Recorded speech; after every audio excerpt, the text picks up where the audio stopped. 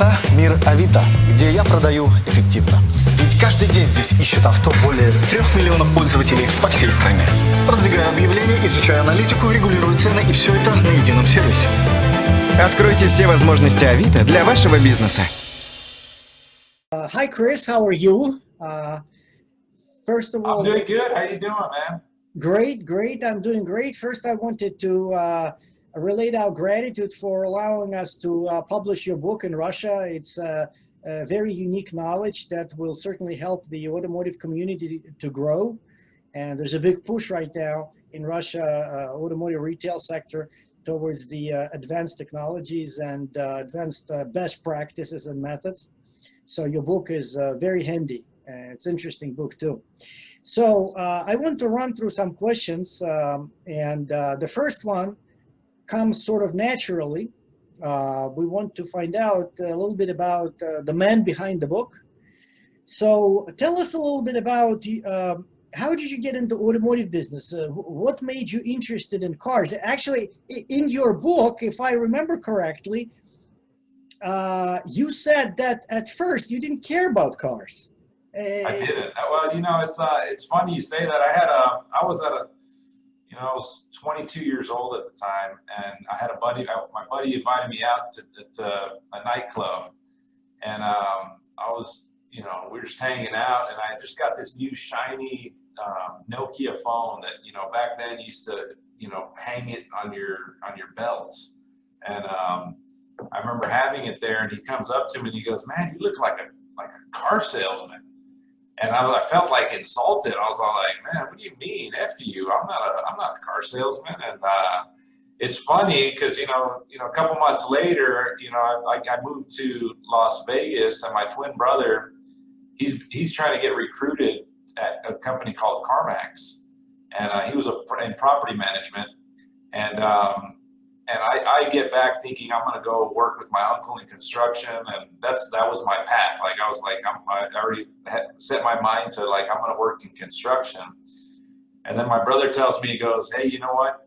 Why don't you go, before you do that, why don't you go and apply for this company? They try to recruit me." And I go, "Well, it won't hurt. Let me go check it out." And sure enough, I went to a hotel, because I didn't know what CarMax was. I really thought it was like the lip balm. And I go in, and they greet me, and they start talking to me about the whole program, and that was kind of, the rest was history. I told them, "Man, I'm here for my brother's place. You guys tried recruiting him, and I'm the next best thing." So they hired me on the spot, and that was kind of it from there. But did the cars grow on you? I mean, did you change? Oh yeah, I mean, day one when I got on the lot, I grew up in El Paso, Texas, and on food stamps, and standing in line at the churches to try to get food that was expired food.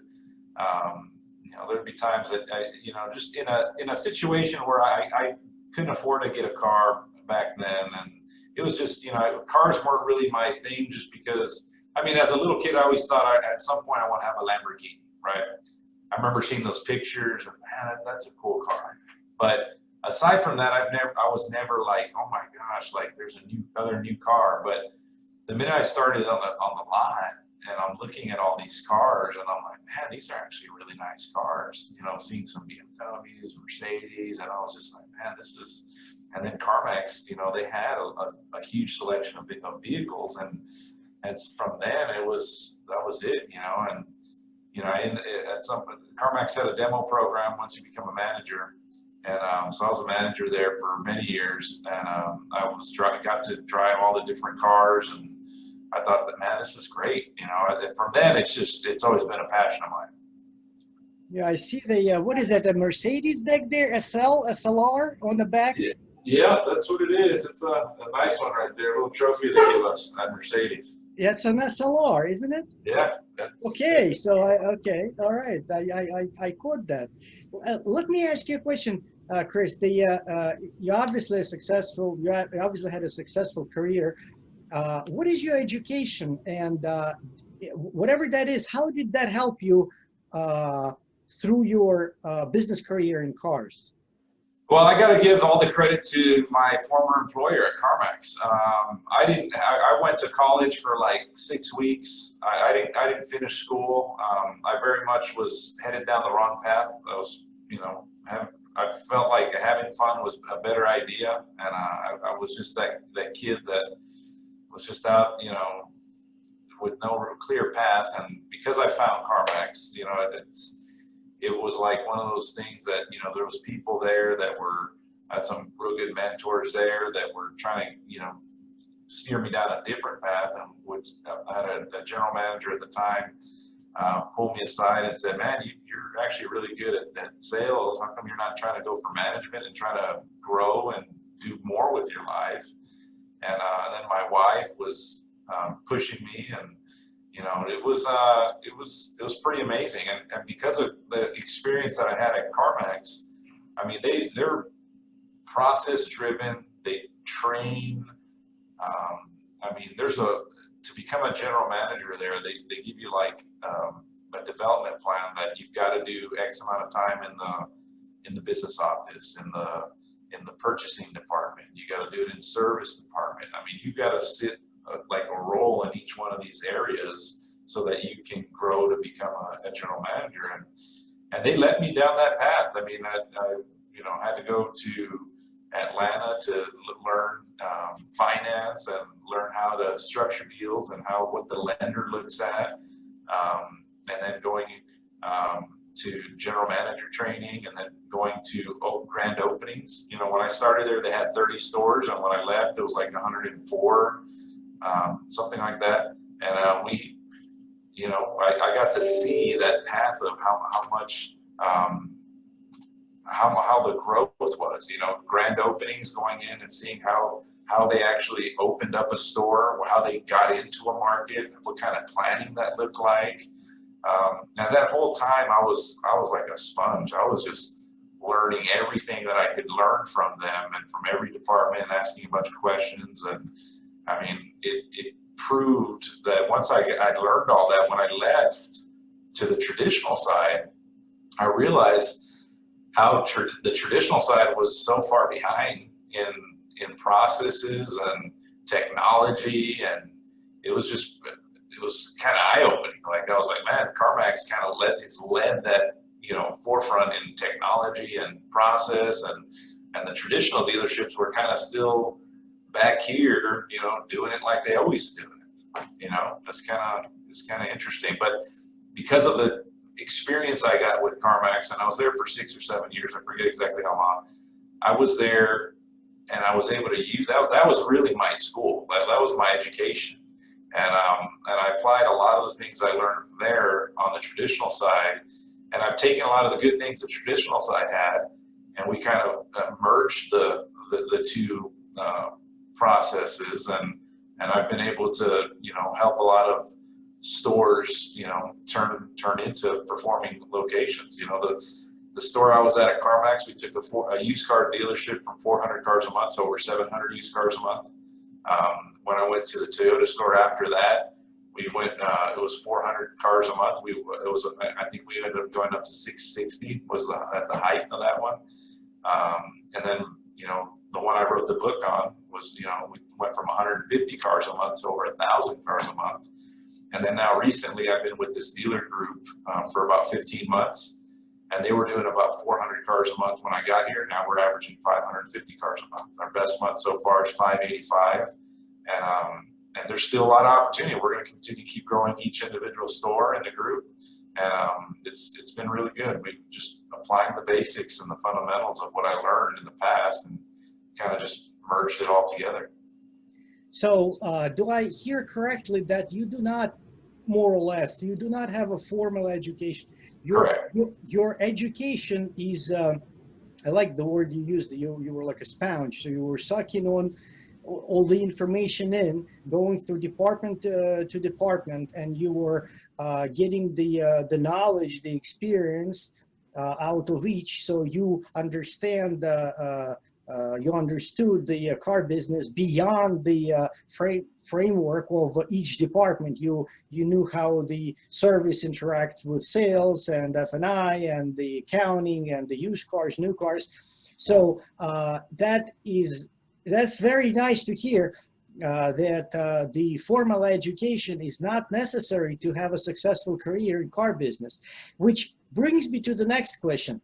No matter what your education is and how you got it, to be as successful as you are, to be able to understand all this knowledge and use it and scale it up, it takes certain leadership skills, I assume. So there has to be, in your book, you devote a significant amount of time to team building. So the leadership has to go with the team building. Tell us about your leadership skills, or what leadership skills does it take to be as successful as you are, to perform within the dealerships as good as you did? You know, I think my style is, I'm firm but fair. Like, you know, I try to, you know, I'd rather show people how to do it. You know, they always talk about leading from the front and, you know, getting involved, but you got to do that to a certain extent. I mean, at some point you've got to empower your team to, you know, do it on their own, you know, and allow them to fail. Because a lot of times I think there's too many managers that try to take on everybody's responsibilities, and then their people underneath them don't grow. I've been very much into the beliefs that you need to give them every tool possible so that they can grow and fail on their own. And when they do fail, you're there to immediately correct them, but be there with them so that you're there to constantly direct them. You want to overbear them, but you want to be there to give them all the tools to let them grow, because that's how you scale. I mean, you multiply. You know, I read this book, actually I have it right here. This one, The 21 Irrefutable Laws of Leadership. I don't know if you ever read that book, but you know, they talk about to lead followers. Let me just get it real quick. I'll tell you the exact thing. He says it's the law of explosive growth. I don't know if you've ever understood that one, but he says to add growth, lead followers; to multiply, lead leaders. And I've always been a firm believer in, you know, growing your people. And I always looked at my top people, because I'm like, man, you know, if I'm going to be growing, I got to have that bench that I know I can pluck people in, versus having to go outside of your organization and continue trying to bring new talent in. You're better off growing people from within. And I learned that from CarMax, because they don't really hire people from the traditional side of the car business. And it's mainly because they can't afford to pay them. I mean, at the end of the day, you know, you got an F&I director making a couple $100 grand a year, going into a CarMax where the average sales manager makes 90 grand a year. They're not going to be able to afford them, you know, and they might be super talented and might be able to help them, but that income, the cap, they'll never be able to make that type of money. You know what I'm saying? So, you know, when you look at multiplying your people, it's very much growing your people from within. But what, in addition to what he says in the book, he basically says that you don't have to. You want to focus on many people that have the followers. They try to train and coach and really focus more on the bottom 80%, when they should be focusing on the top 20% of their team. And that's how you multiply leaders. You focus on working on your top players and helping them grow, giving them all the tools, including them in leadership discussions, growing them, because those will be your future leaders. And that's how you multiply and scale your dealership. Does that assume that those 20% will do the same to the 20% below them? So does it go down? Is that the vertical process, or that stops at those 20%? No, that could be. I mean, because you multiply your top guys, your girls, you get them to that level, you grow, you put them in leadership positions. Now there's an opportunity for other people from below them to get to rise up. And then now they're focusing on those people. You know what I'm saying? And that's how you keep multiplying and scaling. That's interesting. I mean, let me ask you. I heard that I did not know that CarMax. I know some dealer groups and some dealerships that prefer to grow their own people. There's a lot of them, but explain to me why would the simple question, if an I guy averages 200 grand, just as you said, right? And at CarMax that kept at 100,000. What's the why would he work there? Well, there's two things, and one, there's a big reason why I stayed there, because one, they do a really good job in educating you that the traditional dealership is the big bad wolf, right? Like these guys, they move numbers around. They're gonna just somehow they're gonna trick you, right? So they do a very good job in basically teaching their staff that the traditional dealership is the big bad wolf. So I was very much sold on that belief. And the second thing is they give you a lot of time off. So, when I was a manager there, and things might have changed, I haven't been there in over 10 years, but when I was a manager there, I literally used to get every 5 weeks, I got a 4-day weekend. And name a traditional car dealership where you get a 4-day weekend every 5 weeks. And on top of that, I get 2 days off during the week, and I used to get Sunday off. So, I mean, I had a lot of time off. So it was very much into time off, and they're very much about their people. So they really try to grow their people. And when you look at traditional side, there's no real training. They're not focusing on development and creating future leaders, because a lot of times it's the status quo. They're just trying to maintain. They're good maintainers. There's not a lot of dealerships that are trying to grow exponentially and keep growing and do that, because they're very much into, hey, look, I'm going to control my expenses. I'm going to look at my bottom line, and as long as I'm there, I'm good. There's a lot of dealerships with financial complacency. Let's just put it that way. It's interesting that you said that. There's a lot of talk right now about many dealerships running their people to death and overworking them. And so CarMax strategy is to allow people to grow within, to educate them, which is a big component that gives it obviously big value, just like it gave to you. And they allow, but especially like I tell you, I stayed there. They told me when I got there, we're going to be growing for the next 10 years. We're going to be building 10 stores a year for the next 10 years. And someone like me, I like growing. I like change. I like doing, hey, we're going to grow this. Let's get to work and let's start doing it. And when I could see that and constant training and upward mobility, there's a lot of people out there that want to see that. And if you're in a traditional store and you're not in a group, you're just in one store, and the owner says, hey, I'm going to keep buying stores and do this, and after a while you don't see anything, that's where you'll get some turnover in the industry too. So CarMax allows the people to grow with them, and it's a strategy. Yeah.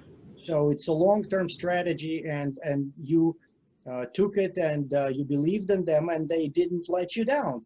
They allowed you to grow with them. And then you went to Charles Mound Toyota, and we'll talk about that a little later, what you did there. But let me ask you a couple of questions about your current job. I know I looked at your website, and then I figured, let me dig in there. What does Chris do right now? But then I figured, let me just ask him, what exactly do you do right now these days? So I'm what you would call the variable operations director. But the owner said, you know what? Most people probably don't even know what that means anymore. So we're just going to call you the director of sales and marketing. So I'm the platform director for the group. They have a Porsche, Mercedes, Nissan, and Infiniti store, and I help oversee and try to help grow their group. And I've been helpful in getting them to that next level since I've been here 15 months now. So it's been pretty good. So you are staying. You didn't veer off the course. You're staying with the car dealerships. You didn't sort of retire into book writing or doing something else. No.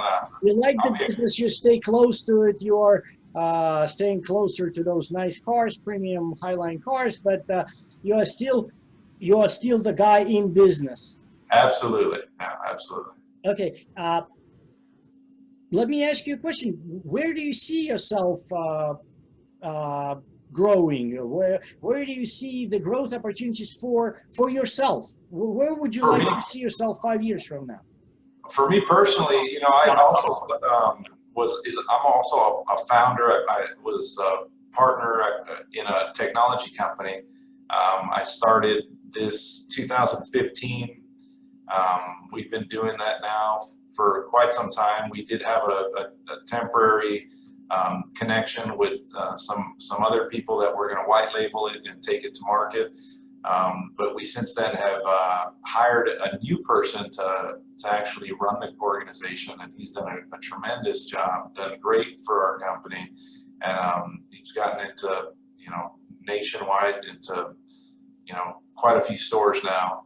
And so I see us continuing to grow those efforts, but with the group that I'm with today, I see more opportunities for growth with the group, potential partnership opportunities, and things within the organization that'll help me continue to keep growing.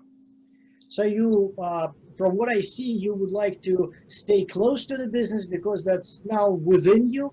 And you see yourself as a partner and as a dealer potentially in some years, and on the side of it, you are growing your own company. And from what I read, it's some sort of a marketing lead marketing company. Am I correct? Or sort Absolutely. of? Okay. Yeah. It's a pretty good. It's a multi-channel. It's a communication tool. It's marketing communication tool that can, create campaigns, if it's your own data or conquest data, and sending it out via Facebook, Instagram, ringless voicemail, text, SMS marketing, email marketing, mail, traditional mail, and it's all tied into one platform that can easily communicate your message simultaneously. So it's a pretty good tool. Interesting.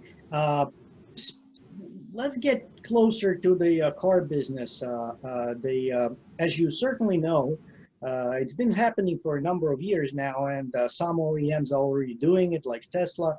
Volkswagen has announced they were supposed to launch the online direct sales to their customers early this year. I don't know where pandemic put them, but at least that was discussed. So a lot of dealers in the US and in Russia are concerned. They have years invested in this business. Some people have generations invested in this business, obviously a lot of money, millions of dollars. And now there's a lot of talk that dealers, at least the sales department, may become obsolete. The manufacturers may put the cars online, sell directly to customers, and the commonly accepted understanding is that the dealers service department is what may carry dealers forward and allow them to keep their place, allow them to keep going. But what do you personally feel? You are in this business. You're talking to OEM reps or whatever. So how do you feel the sales department is going to develop? Is there a role for the sales department within the dealerships for foreseeable future? I think I'm very much a believer that there will be. I think that certain parts of the process, the redundancies of the process can be eliminated or enhanced. And I think that, current sales departments in their current form, could be reduced with the new technologies that are added. I think that, I look at Chick-fil-A and McDonald's, You know, McDonald's has kiosks and they've got all kinds of things.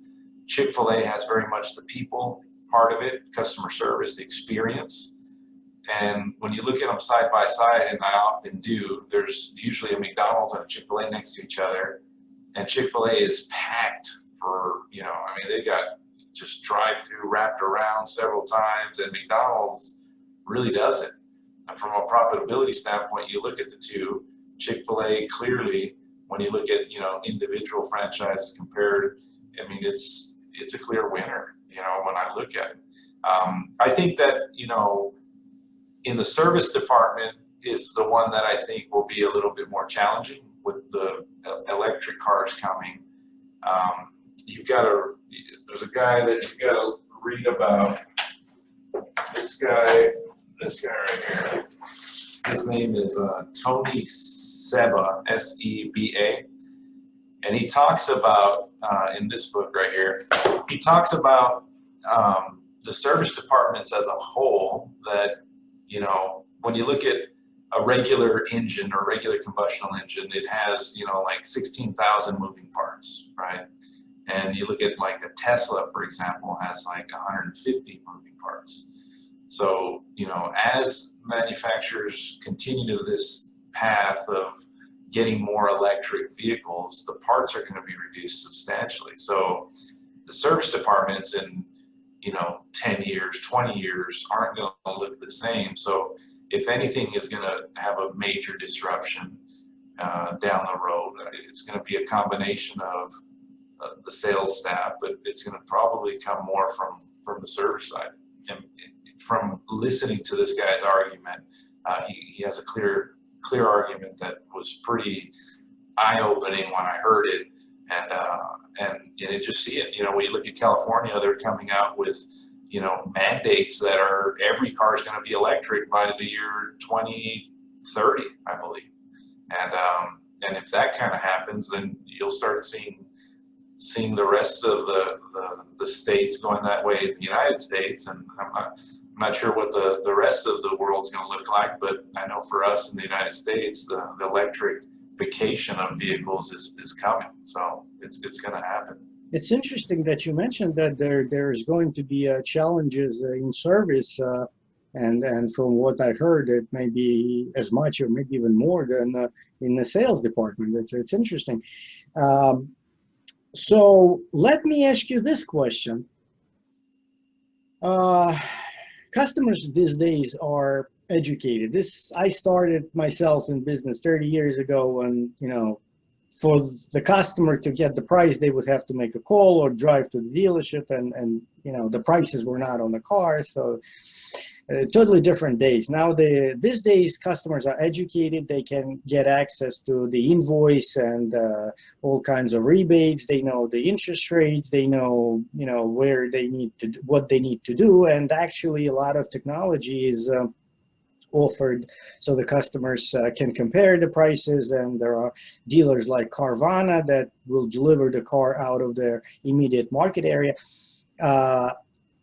Is there a way, do you believe there is a way for the dealers to make money? I mean, is the profit still there to be made? Absolutely. There's plenty of opportunity there.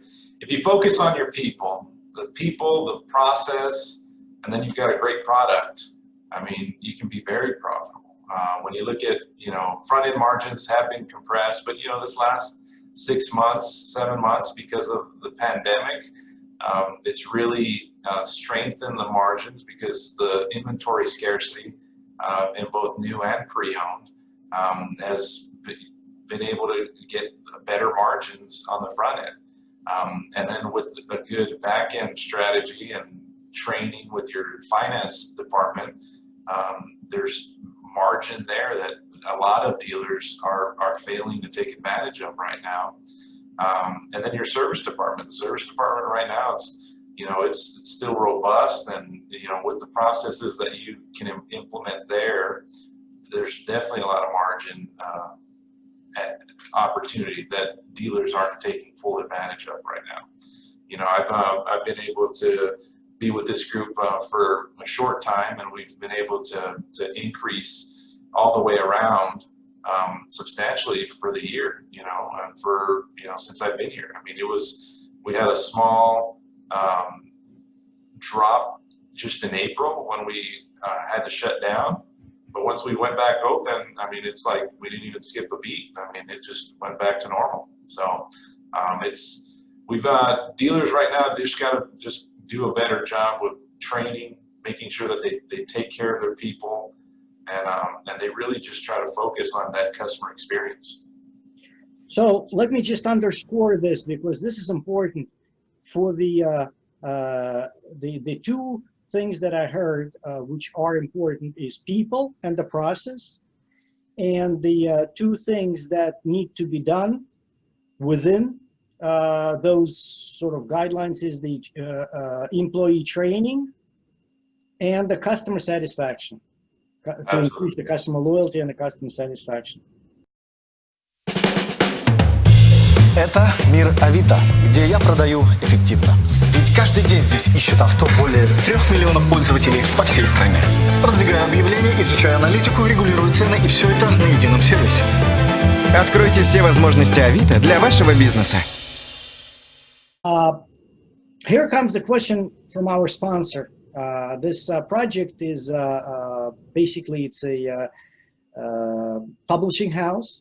We selected best-selling authors like yourself, each covering a certain area of car dealership operations, and we're publishing books. And the sponsor of this project is Avito Auto, which is the largest classified site in Russia.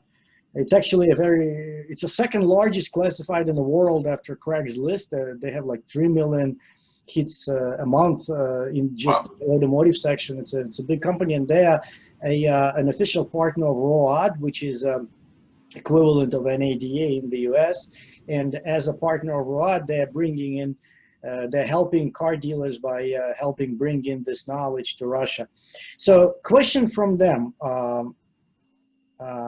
tell us about a certain business case. It can be Charles Mound Toyota, because that's what you book. It can be anything else, where what you write in the book, the methods and the techniques, best practices, whatever you write about in the book were used, and what did it do for the performance of the dealership, and how long did it take? Tell us a little bit about what happened with that knowledge that you provide in the book. So with I mean, I could even talk about my most recent, where I'm at right now. It's really defined as our just tweaking the process so that you're streamlining it. You're making sure that the customer experience is there. You're sitting down and holding your salespeople accountable for the metrics and your KPIs. So you have to have a clear vision of where you're going, but you have to have those key performance indicators, those key performance measurements that you can hold your team accountable to hit those targets. And if they're not hitting those targets, then there's that accountability to help them get there. And then those tough choices on having to make sure that you either have the right person on your team or you don't. And those, a lot of times, too many times actually, we'll keep people on our team for a year or 2 years, for a long time, that are great people, but they're just not performers. And I think that at the end of the day, you're not doing your team a favor on keeping someone like underperformer like that, especially if they're trying to be at a performance type level of trying to get to that next level.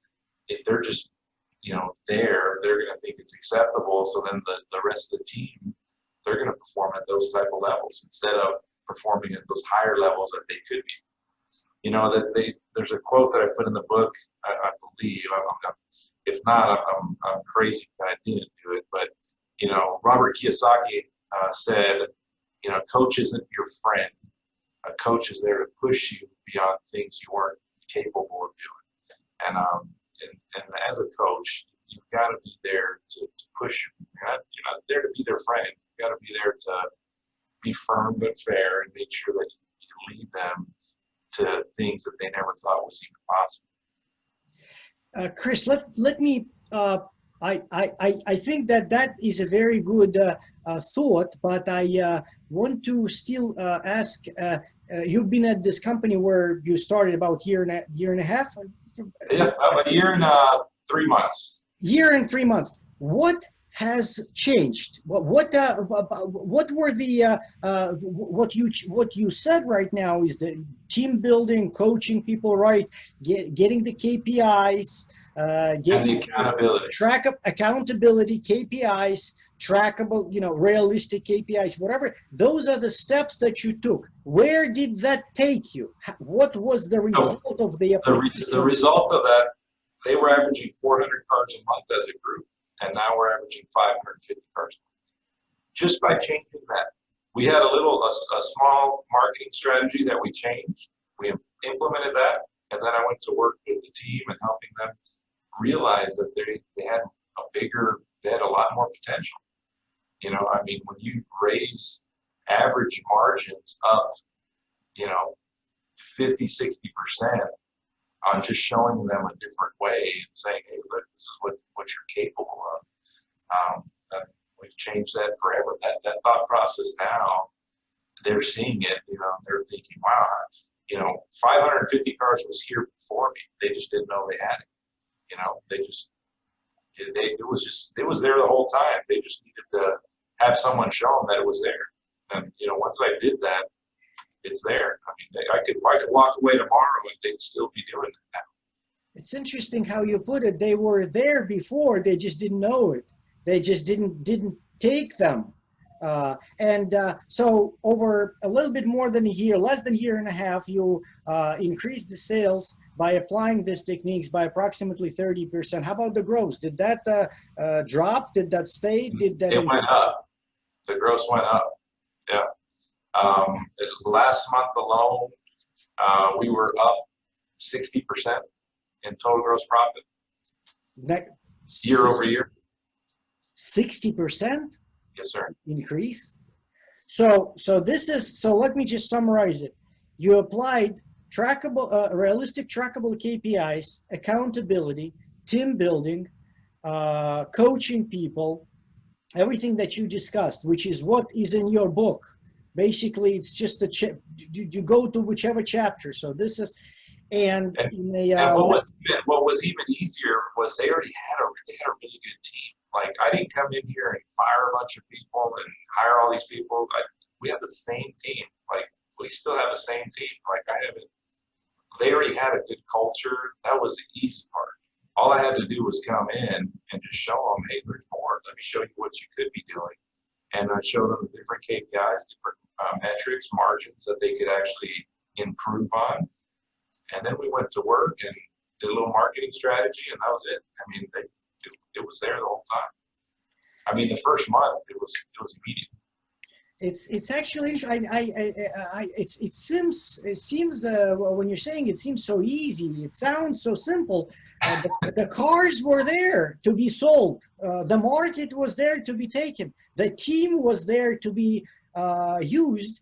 All you did is just apply the coaching, the KPIs, the metrics, whatever you listed, and it's in the chapters of your book. I read your book. It's a wonderful book. So I'm sure that once people read it, they'll be able to relate to it. And in a period of less than a year and a half, the sales volume increased by about 30%. And I don't know about, your last month, the growth was up 60%. I don't know where that is next year, but so the grosses went up significantly. The sales went up by over 30%.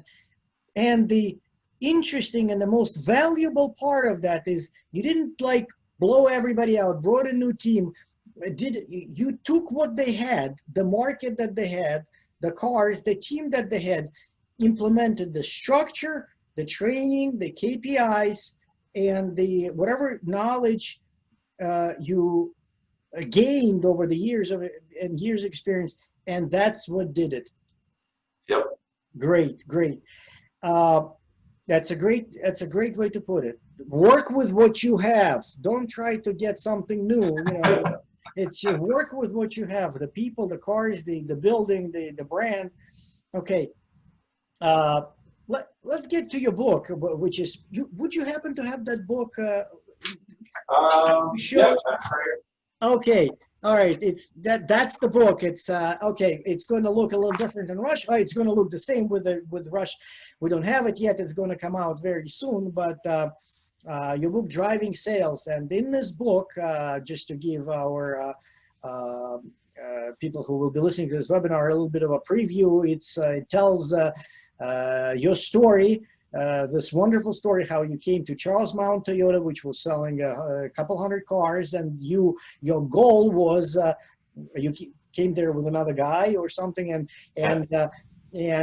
your goal was to bring it up to 1,000 cars, and you did it, and it wasn't an easy way, but you did it, and you kept on going. So the book is pretty simple: how to sell 1,000 cars a month. So. The question is this: there are a lot of books on car sales and different methods, different approaches. Your book became a bestseller. What is different in your book from other sales books? What do you feel is different in your book? You know, I really I look at the writings that I put together, and it was really I wanted like a foundation. I wanted like the foundation, like the framework of if I put these things in place and I repeated them every day, what could be the expected outcome? And I basically looked back in what we did as a dealership when I got there day one I was there for 7 years, and we actually broke 1,000 inside 4 years, but we it was just the foundation. It was, what to expect and when you're building your team. There's that first part of the team when you're building it, and then there's actually these little storms that happen that you have to understand and identify, like, hey, look, it's not always going to be, sunshine and rainbows, right? Like, there's going to be some tough times that you're going to have to identify that you're in those tough times, and you're going to have to adjust, and you're going to have to bring your team together. Because there's going to be personality conflicts that'll butt heads, and you've got to be able to go in there and talk through them and make sure that everybody's working together. And it's almost like you've got to be that cooler, right? Like, you've got to be that person that's going to go in there and make sure everybody's at peace. And once you get everybody together on the same page and say, hey, we're going to go in this direction, and we're going to sell a lot of cars. And we're going to do it the right way. We're not going to do it unethically, immoral. I'm not going to do it in any other way but the right way. And we're going to do it well. So it's interesting. It's actually exactly what you were just saying about the method that you brought into the group where you're working right now. So there is no miracles in your book. There is no wizardry in your book. There's no magic dust that all of a sudden.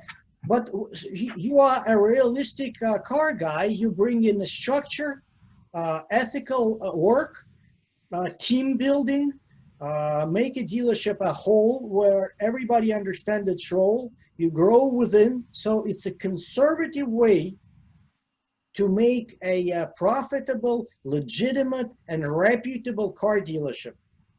That's what your book is about. Okay. And I knew that already, but the way you put it, it's actually great. I actually like how you said it about that dealership where you work. I like that. I like that you use that particular business case. And the last question, it may sound like a simple question, but it's actually very important. The book is about more or less about sales, but it's not just the sales. It's a team building. It's the structures. Who should be reading this book? Should it be just the salespeople? Should it be sales managers, general manager, the owner? Who should be sponging that information? Who should be the recipient of that years of successful career of yours? I think that book. If you're a current manager or dealer, it's great to see that type of insight. But even for someone that's aspiring to be in that one day, you always want to know how to get the leg up. If you already know the information, you can speak to it. And so when you are in that next level, you're already prepared. You've seen the framework, and now you can just apply it, and then you can execute on it. Chris, it's interesting that what you just listed, you didn't say you said the manager, or you didn't say the sales manager. So anybody who wants to not just cover their bills for today or for tomorrow, but whoever takes the automotive career seriously, whoever likes cars, whoever wants to attach their life to cars and get a structure of this business, should be reading this book. And that can be anybody from the salesperson to the sales manager, general manager, dealer, or even maybe somebody in a sales department, service department, or Absolutely. Okay, all right, very great. Chris, I wanted to thank you very much for your time, and more than anything for the opportunity to publish a book. This is I'm sure this will be very valuable information, and this webinar was great. It will give a lot of good information to our listeners, and maybe one day when this pandemic or whatever that is over and the borders open up, you may take a trip to Russia and meet some of the dealers and some other interesting. Absolutely, that would be fantastic. I can't wait. All right, Chris, thank you very much. All right, thank you.